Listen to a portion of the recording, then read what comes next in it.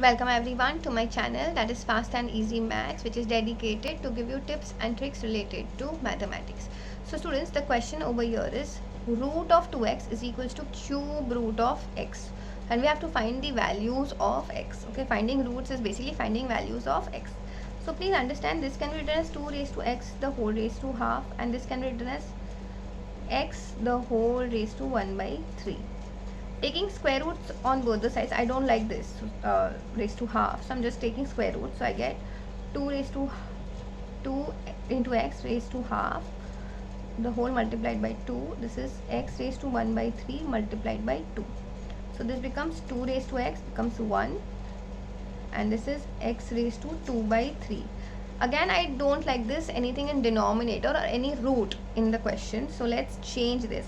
Please understand, solving any question, it is much easier to understand, it is much easier to solve the powers rather than solving the roots. So taking cube root, I get 2x the whole raised to 3 is equals to x raised to 2 upon 3 into 3. So this 3 and 3 gets cancelled, so this becomes 8x cube. This becomes equals to 8x square. So now I can write this as nothing but 8x cube minus x square the whole is equals to 0. So let's take it outside. X square taken out, I have 8x minus 1 is equals to 0.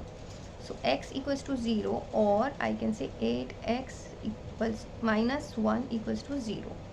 So 8x equals to 1. So x equals to 1 by 8.